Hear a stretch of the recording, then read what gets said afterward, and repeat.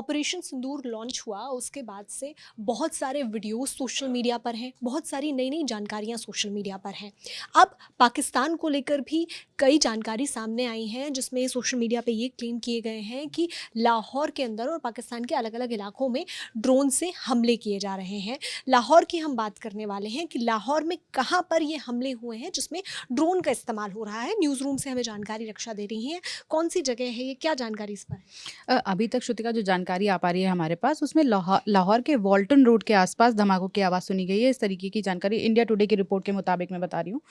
तो उसमें ये क्लेम किया गया है कि HU-9 एयर डिफेंस सिस्टम जो है वो तबाह कर दिया गया है। एक ड्रोन की मदद से ड्रोन से हमला किया गया और वहाँ का ये एयर डिफेंस सिस्टम तबाह कर दिया गया। इसकी एक तस्वीर हम आपको अपनी स्क्रीन पर दिखा सकते हैं, आप ये देख सकते हैं। इसको लेकर ये दावे किया जा रहा है कि एक सायरन की आवाज़ बजी, उसके बाद लोग अपने घरों से बाहर आ गए और काफ़ी भीड़ है। इसके विजुअल्स भी आप अपने स्क्रीन पे देख सकते हैं। और प्रत्यक्षदर्शी जो वहाँ के उन्होंने बताया कि कम से कम 2 से 3 विस्फोटों की आवाज़ आई, उसके बाद धमाका हुआ और ये एयर डिफेंस सिस्टम तबाह हो गया। इससे रिलेटेड कोई और जानकारी है? लाहौर के मामले में तो अभी और कोई जानकारी नहीं आ पा रही है। बाकी लाहौर के अलावा कराची और रावलपिंडी में भी अटैक हुआ है। रावलपिंडी के स्टेडियम में ड्रोन अटैक हुआ है। अल जजीरा की रिपोर्ट के मुताबिक रावलपिंडी क्रिकेट स्टेडियम के परिसर में ड्रोन से हमला हुआ है। तो अभी तक ये एकदम फर्स्ट हैंड जानकारी जो हमारे पास अवेलेबल है वो डेवलपिंग है और आगे चीज़ें चेंज हो सकती हैं। हाँ, इसके अलावा रावलपिंडी के क्रिकेट स्टेडियम में पाकिस्तान सुपर लीग के मैच चल रहे थे, तो उसको भी फिलहाल रद्द कर दिया गया है। अच्छा, यूएस एम्बेसी की तरफ से भी एक चिट्ठी अपने नागरिकों को जो यूएस पर्सनल्स पाकिस्तान के अंदर मौजूद हैं उनको दी गई है। उसमें क्या जानकारी दी गई है, क्या उसमें बता रहे हैं? जी, यूएस एम्बेसी ने आज एक निर्देश जारी किया है, यानी कि 8 मई को।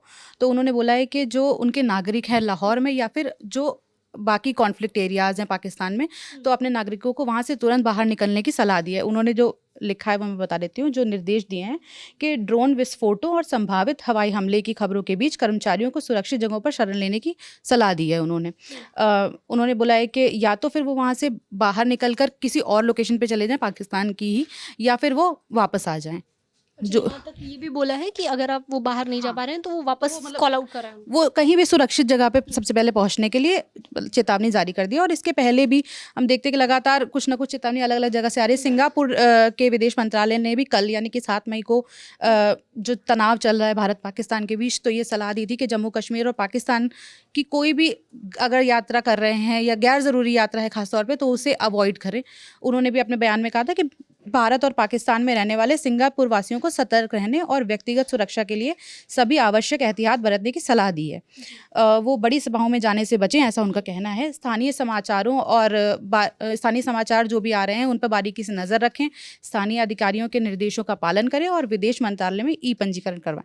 मतलब इस तरीके की सलाह लगातार अलग अलग जगह से अपने नागरिकों को दी जा रही है, जो नागरिक पाकिस्तान में रह रहे हैं अलग अलग इलाकों के। टूरिस्ट जो जाते हैं घूमने के लिए, चाहे पाकिस्तान जाते हो या जम्मू कश्मीर जाते हो, उनके लिए सिंगापुर की तरफ से कह दिया गया कि आप ये है कि सावधानी बरतें। अगर यात्रा इतनी ज़रूरी नहीं है तो उसको ना ही करें तो बेहतर है। तो ये अभी तक जानकारी सामने आई है जिसमें सिंगापुर की तरफ से तो ये कह दिया गया है कि पाकिस्तान और जम्मू कश्मीर में अगर बहुत ज़रूरी नहीं है, असेंशियल ट्रैवल नहीं है तो मत करिए। और वहीं यूएस एम्बेसी की तरफ से जो चिट्ठी भेजी गई है उसमें कहा गया है कि यूएस पर्सनल्स सुरक्षित जगहों पर शेल्टर ले लें और या फिर वो वापस आ जाएं, ये बात कही गई है। चूँकि अभी जानकारियाँ अभी आई हैं, ये प्राइमरी हैं, अभी इनमें आगे बदलाव हो सकते हैं। न्यूज़ रूम से जानकारी रक्षा दे रही थी। कैमरे के पीछे है मोहन, मेरा नाम है श्रुतिका। आप देखते रहिए दी लल्लन टॉप। शुक्रिया।